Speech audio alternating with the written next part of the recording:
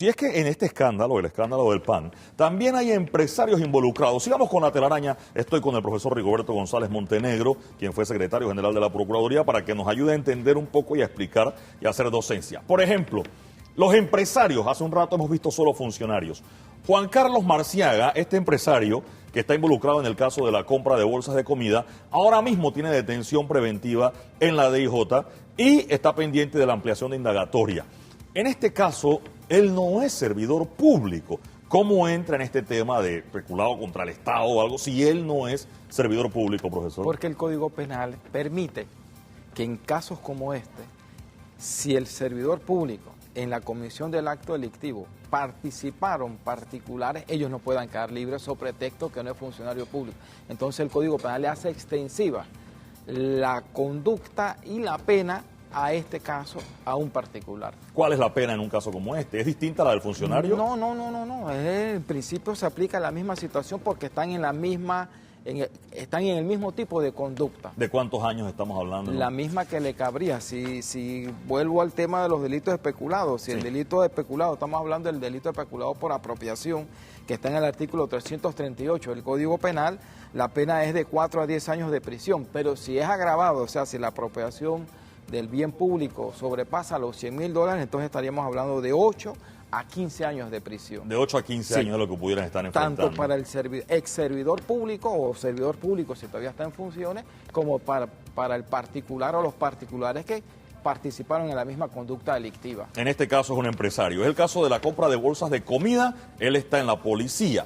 Hay otro caso más y seguimos con el tema de la telaraña de corrupción de empresarios en el PAN. Otro funcionario que se menciona, no tenemos fotografía de él, es Roberto Carretero. Él también está en la compra de bolsas de comida, también tiene la misma medida de detención preventiva y ahora mismo fue indagado. O sea, ya hay una diferencia entre el que ha sido indagado y en el que todavía definitivamente no ha llegado. ¿Qué pasa en una indagatoria, profesor? ¿Uno puede decir algo que el fiscal determine, tú sabes que con eso que me dijiste te vas para tu casa o con eso que me dijiste te mantengo guardado? Bueno, en principio, tanto una como la otra, porque la indagatoria es la indagatoria parte del supuesto. Yo tengo pruebas que te vinculan con el acto delictivo, venga acá para formular los cargos. Pero en la indagatoria la persona puede llevar, en la medida en que le van concretando los cargos, decir, bueno, yo tengo una prueba que dice lo contrario, y la va aportando, y eso le puede cambiar el panorama al fiscal de manera tal que él pueda decir, voy a variarte la condición tuya y dejamos sin efecto la indagatoria. Seguimos con más de esta telaraña de corrupción de empresarios en el PAN. Quiero compartir con ustedes otra figura. Por ejemplo, Carlos Araúz, que también es empresario, ya fue indagado. Él también tiene detención preventiva en la policía. Es el mismo caso de la compra de bolsas de comida. ¿Ayuda, profesor, o el fiscal puede tomar una decisión? Por ejemplo, yo me acojo al artículo 25, o sea, no quiero declarar, y el fiscal dice que, no me dices nada. Te dejo, o sea, las pruebas que tengo son suficientes para dejarte detenido preventivamente. O a veces hablar ayuda. Sí, obviamente que sí, pero no olvidemos que el artículo 25 reconoce un derecho a favor de, y eso no se puede utilizar como un elemento, el guardar silencio incriminatorio de la persona, porque de lo contrario ya lo estaríamos como obligados de esa forma a declarar, lo cual viciaría la diligencia. Y el hecho de que la persona guarde silencio no significa que él está aceptando ningún tipo de responsabilidad, simplemente se acoge a un derecho que le establece la Constitución. Ahora, ante las pruebas, a lo mejor lo que yo diga puede desvirtuar esas pruebas. Si no digo nada, la prueba tiene más peso que mi testimonio o mi no testimonio en este caso, ¿no?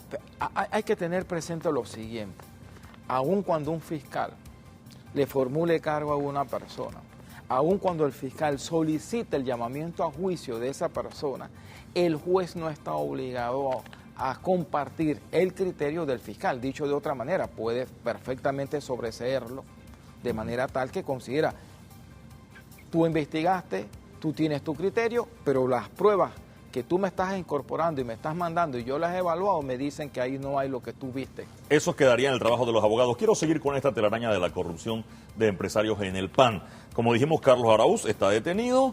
Mario Martinelli, empresario, él no tiene medida cautelar. Sin embargo, con él hay una figura nueva aquí, que él tiene fuero electoral.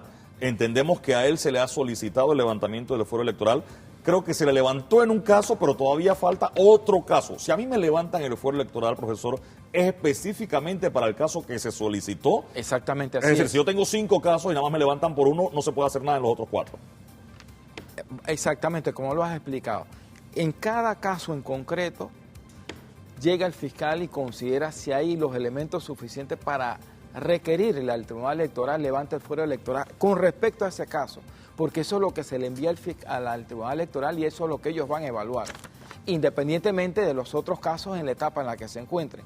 Y en ese caso, si se levanta el fuero electoral, obviamente que se le puede formular los cargos una vez el Tribunal Electoral cumpla con esa fase. Él no tiene medida cautelar en este momento y está señalado por el caso de la compra de granos. Continuamos con la telaraña de corrupción. En este caso hemos mencionado a 4 personas, ninguna de ellas es funcionario.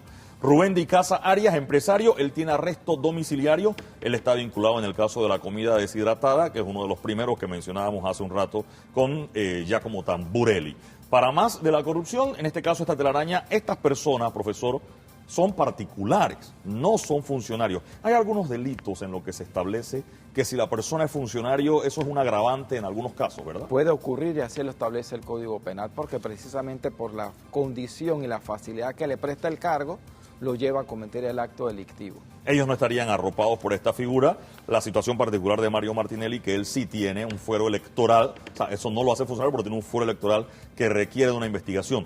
Ese fuero electoral se debe terminar creo que en 2 meses y medio, porque ya el Tribunal Electoral anunció la eliminación, la terminación del periodo. Del proceso electoral. Del proceso. Después de 3 meses se le cae eso a todo el mundo. Exactamente, así es. No hay que pedírselo a más nadie. No, porque la solicitud es en la medida en que todavía lo tiene a su favor. En la medida en que pasa el tiempo que establece el Código Procesal o que establece en este caso el Tribunal Electoral, no hay fuero. Que voy a solicitar que se levante si no hay fuero. Continuamos con esta telaraña de la corrupción de empresarios en el PAN. En este caso, reiteramos, hay una medida cautelar de arresto domiciliario. Y Paulette Morales, empresaria, ella no tiene medida cautelar en este momento, no ha sido indagada. El caso de ella tiene que ver con la compra de mochilas escolares. Es otro caso donde también está el tema del Ministerio de Educación, porque creo que era plata del Ministerio, o sea, una cuenta, o sea, los fondos de un lado se pasaron a la otra entidad para hacer la compra más rápida. Es lo que habría sido. Bien, son los casos que se han mencionado en el tema de la telaraña de la corrupción de empresarios en el PAN. Estamos conversando hoy con Rigoberto González Montenegro. Moisés Paz, empresario, también, él sí tiene una medida cautelar de detención preventiva, tiene que ver con el caso de la compra de granos. Es el mismo caso de Mario Martinelli, pero reiteremos, Mario Martinelli tiene fuero electoral que todavía tiene que esperar una decisión. Y hay otro caso más en esta telaraña de la corrupción de empresarios en el PAN. Quiero compartir con ustedes. Manuel Ríos Correa, él tiene una medida cautelar distinta, que es la impedimento de salida del país. ¿Por qué puede haber medidas cautelares distintas? Profesor, expliquemos eso de nuevo si es el mismo caso. Porque es el grado de vinculación que determina la Fiscalía, que va determinando de cada uno de los que están involucrados en el acto delictivo. Dicho de otra manera, no todos van a tener el mismo grado de participación. De pronto hay elementos que no acreditan suficientemente lo que señalan con respecto a otro, y es lo que lleva al fiscal a tomar distintas medidas. O sea, haber dicho, hay gente menos culpable que otra. Yo no ese principio, como decimos en el interior, de que no es lo igual el que mata a la vaca como el que la agarra a la patada. Yo no diría menos culpable porque al fiscal no le corresponde en ese momento, pero sí en cuanto a los elementos que tiene y considera que, bueno, no es suficiente para desvincularte, luego entonces te voy a aplicar una medida menos agravada que la detención preventiva o el impedimento de salida del país, por ejemplo. Quiero seguir con esta telaraña de corrupción. Creo que tengo un empresario más en esta fila. En este caso, el señor Praxe de Espinzón, él no tiene medida cautelar y él también está con el tema de la compra de granos. Estas medidas las dicta en este momento el fiscal. Los abogados pueden recurrir al juez que va a ver la causa si es que ya hay un juez asignado y el juez puede decirle, mantengo la medida del fiscal o la cambio. Hay lo que se llama en materia procesal penal el incidente de controversia. El incidente de controversia le permite a los abogados defensores cuestionar las medidas que adopta el fiscal, por ejemplo, una medida cautelar, la declaración indagatoria que haya ocurrido. Y el juez, eso se le asigna a un juez que al final sería el que iría a conocer la causa. Este juez ha analizado ese incidente donde se le está cuestionando la medida que adoptó el fiscal, tiene una o dos opciones. O la mantiene o la revoca. Para eso es el incidente de controversia. O sea que el juez puede decidir lo contrario. Al o fiscal. ¿Puede bajarla? Es decir, si el fiscal ordena detención preventiva, el juez puede cambiar la detención preventiva por una casa por cárcel, por ejemplo. Acordémonos que en Panamá el tema, lo dice el código, que cuando ya la medida cautelar se ha adoptado, eso tiene que ser objeto de la acción de habeas corpus. Y en efecto ha habido tribunales donde considera que la detención preventiva o la restricción de la libertad más agravada no procede, pero se la cambia por otra menos restrictiva que puede ser, y le puede decir, en vez de tener detención preventiva, casa por cárcel. Esto solo pasa en Panamá y Colón o Chiriquí y Bocas del Toro. Por ejemplo, en Herrera Los Santos, en Coclé y Veraguas, el asunto fuera totalmente distinto porque ahí está el sistema penal acusatorio. Tiene que ser ante el juez de garantía. Solo el juez decide si alguien va preso o no y no el fiscal como ahora. Exactamente, así es. El juez de garantía es el que autoriza las medidas restrictivas de libertad corporal.